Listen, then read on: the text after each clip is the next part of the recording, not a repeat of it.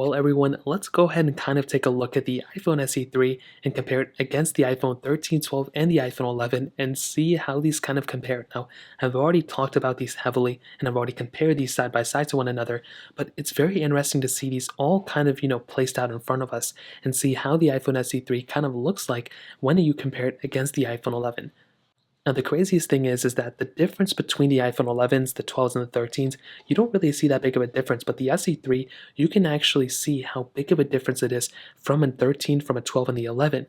And I say that because the SE3 is $429, the iPhone 11 is $499. So there's a very little difference in the price tag here. There's a bigger price tag difference between these two, and there's a bigger price tag between these two. So it's crazy to see that big of a difference. Now, I will tell you, starting with the iPhone 11 and comparing it against the iPhone SE 3, you are definitely getting a much different design between these two models of phones, and I think most people know that by now.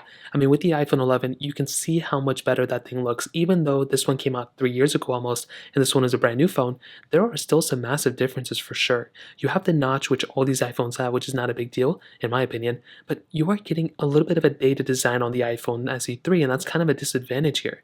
Now, you still have the home button and everything, which I've talked about. The craziest thing though is actually with the thickness and thinness. I mean, the iPhone SE 3 is a much thinner phone. It's a much smaller phone too, but you can just actively see how much bigger of a phone and how much thicker of a phone the iPhone 11 is than the iPhone SE 3. So some people may prefer the thickness. I'm personally, yeah, I like it, but thinner phone is good too. We do have glass backs. Now, this is very interesting. All these iPhones have the same type of texture on the back. There's not really that big of a difference. But with the iPhone SE 3, you are getting IP certification. The iPhone 11 has IP certification. Both have wireless charging. But these cameras couldn't be any more different. You do have 4K at 60 on the back, which is great. Unfortunately, with the iPhone SE 3, you only have one lens, a wide-angle lens. With the iPhone 11, on the other hand, you have a wide and an ultra-wide sensor, which is some really cool things to have nowadays. When it comes down to these two phones, I mean, the iPhone 11 definitely wins in the body standpoint, but the iPhone SE 3 isn't an ugly phone. Now with the iPhone 12, this is where things get a little bit more complicated, mostly because the iPhone 12 now brings in that flat design. So we had the curved design before in the iPhone 11, now we have this flat design on the 12, which makes things a little bit more interesting. The fronts are the same, but you now have an OLED display on the iPhone 12, and this is where things are a little bit better on the iPhone 12. Yes, it has an older chipset, but you do get a much better looking panel, and I've always loved OLED way more than I like IPS, still the notch and everything, but the interesting thing is with the flat sides. The flat sides on the iPhone 12 make that phone feel a little bit more newer and a little bit more current. With the iPhone SE 3, let alone the design being outdated, the curved sides are still fine. I don't have too many complaints about it, but it is nice to have something with a curved design. But it is nice to have something with a flat design like with the iPhone 12 in my opinion. Now we still have glass backs on both, which looks beautiful, and I don't have too many complaints here. Like I said, both have wireless charging, IP certification. The iPhone 12 did bring this cool feature, which is MagSafe charging. Now, you guys probably know how I feel about wireless charging. It degrades the battery a lot, but it is a nice feature to have, and it does work with some MagSafe accessories too, which I think is a really cool implementation. Lightning ports at the bottom, definitely the iPhone 12 is, I think, the better phone overall. And then we have a phone that is the iPhone 13. Now this iPhone is a little bit more complicated, mostly because these two phones internally are almost identically the same. There isn't a speed difference, there isn't really like, oh, the iPhone SE3 is a more powerful phone, like how the SE3 is compared to these two phones. Even though these two phones hardware-wise look better, this iPhone is a faster phone on paper than these two devices, and it's going to outlast the iPhone 12 and the iPhone 11 too, which is pretty crazy.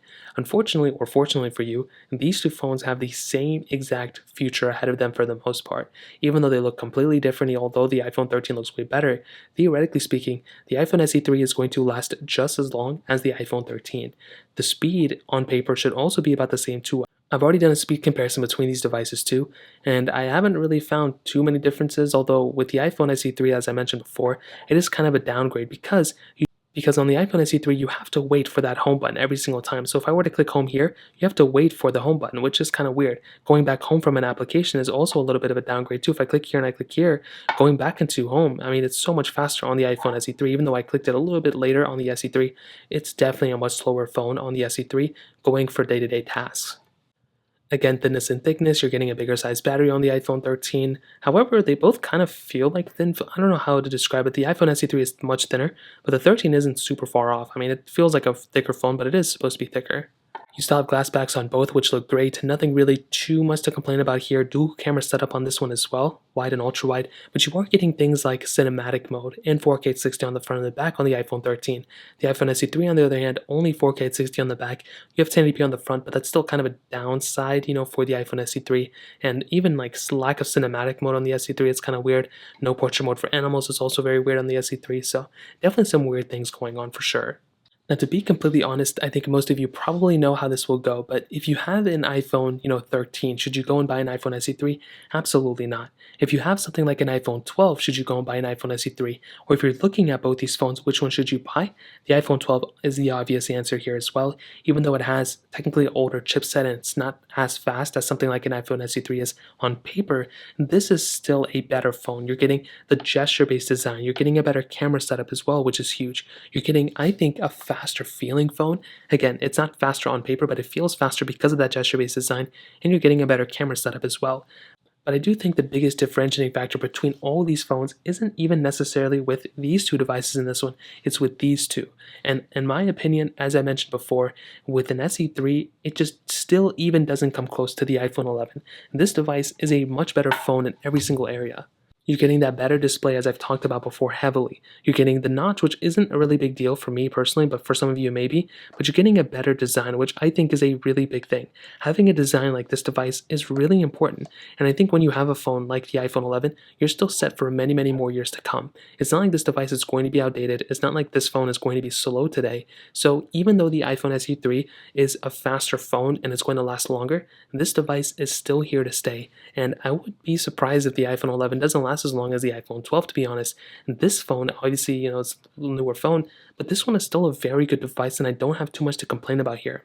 So when it kind of comes down to it, I would definitely tell you if you are on an extreme budget, then obviously the SE3 is the way to go. I mean, it's the cheapest one, even though it's not super cheap.